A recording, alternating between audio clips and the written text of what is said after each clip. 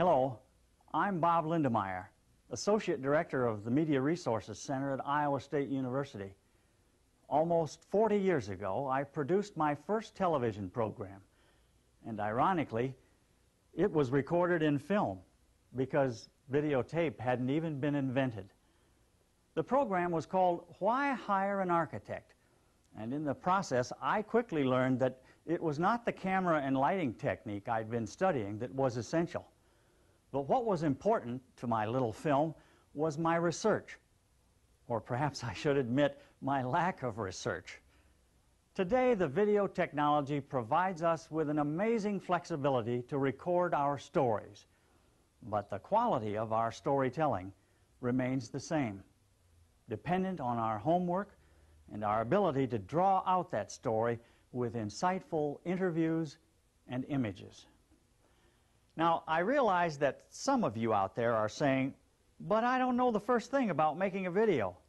Well, I'm here to tell you that you can do it. Let's look at a short sequence from Main Street, Pocahontas. This is hysterical, but it was very traumatic for me. I was in the high school band, and I played the drum, the big bass drum and the cymbals in concert band. But when I was in marching band, I always played the cymbals. Well, it was Memorial Day parade, going out to the cemetery. And the big bass drum person was not there. So for the first time in my life, dear old Mr. Grant strapped that big bass drum on my stomach, and away we went marching down the street, and he was just sure that I would be able to do this. And I hated it, but I knew that I had to do it. So valiantly I went marching along, and we came up from the schoolhouse to the corner where the stop sign, not the stop light, is in front of Flynn's and the bank and all that four-way. And I went marching in my little row, right in line, just right where I should be, and all of a sudden my foot hit something. I went over on top of that drum on my stomach. I rolled with the drum down the street and ended up flat on my back with my arms and my legs out and the drum sticking up in the middle.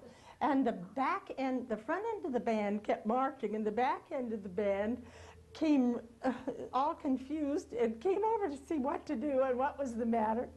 And they got me up, and I kept marching right on down the street because I was all right. I was in hopes I had died, but I didn't, unfortunately. So we went marching on down the street, and we went to the cemetery and did all the playing and everything we were supposed to do. And at the end of the parade, I went back to the car, and my mother just yelled at me, like everything. Darlene, what in the world did you get into? The whole back of your coat was all dirty, and I was just embarrassed to tears. So I don't think the technology has to be intimidating. There's a lot you can do in a very simple manner, just going out with a notebook and taking notes, or taking a simple tape recorder out. You don't have to get involved in any high-tech operation. But if you do, there's lots of technicians around that you can hire to do that kind of work for you. But I do think it's important that we do express our feelings about the communities that we live in, or where our roots are, where we came from, in order to have any sense of our own identity, let alone the values and identity that our society adheres to. We need to go out and investigate and ask questions and document. And I think it's possible for anybody to be a local historian if they have the ambition. Some of the most exciting history I have ever read is family history, done by people within the family who have a commitment to find out about their roots and to find out about when their parents, grandparents, great-grandparents came from the old country, and then what their experience was in the United States. That's some of the most exciting history I've ever encountered. Professor Schwieder has suggested that some of the most important history is family history. So let's look at how to record your favorite family historian on video. Here's a simple setup that will yield good video. Place the source in a comfortable chair directly in front of you. You're the interviewer, and the camera is just offline over your shoulder and on a tripod. Instruct the interviewee to look at you, paying no attention to the camera. And use a lavalier microphone. The sound will be far superior to using the mic on the camera. Listen and respond to what develops during the interview. And have some questions, some pictures, and some memorabilia ready, which will prompt the stories you're looking for. The most important thing I learned about interviewing people, I think, is was to make them feel comfortable and to make them feel good about themselves, and whatever they had to say was important. Another thing is, when we were interviewing, was learning to be quiet, because you never knew when the gem was coming. That's my dad's youngest brother. Oh, okay. Marnie's. Do you know Marnie?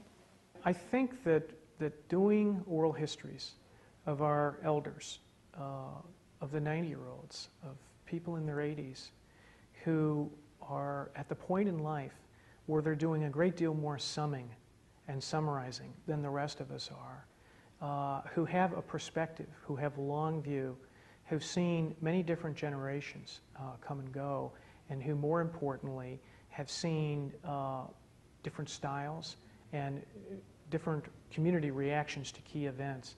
Getting those voices down and getting the flavor and texture of those lives in the long view is important not only to those people and to the larger sense of community history, but to young people who, as I did and as most of us do, think with good reason at a given time that they're seeing everything.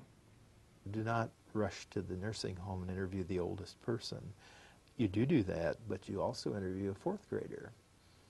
One of the things that we know least about now is what children really did and thought in the late 19th century. Nobody asked them. I'm afraid nobody's asking them now. And I don't mean after they pass puberty. I'm talking about less than 10. They go to school, they have opinions.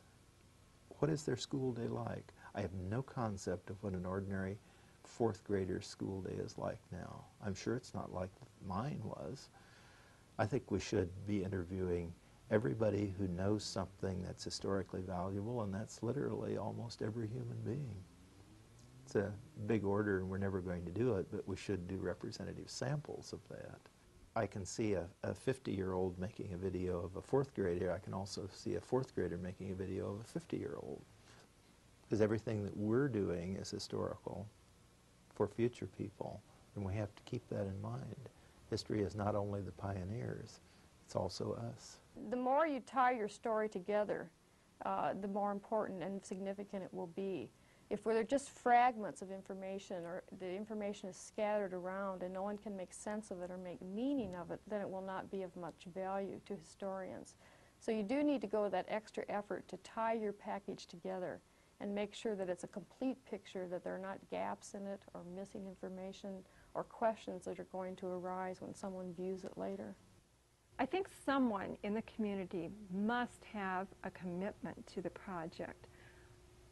And not only one someone, but it would be helpful to have 2 or 3 someones, because it's pretty lonely just to be the only one without any more support than that. I don't think it's hard to find support for it necessarily. I think it's just a matter of talking to people and finding out who's behind you, who's with you. Now, if you're hesitant about being a video maker, there are other ways to support video history projects.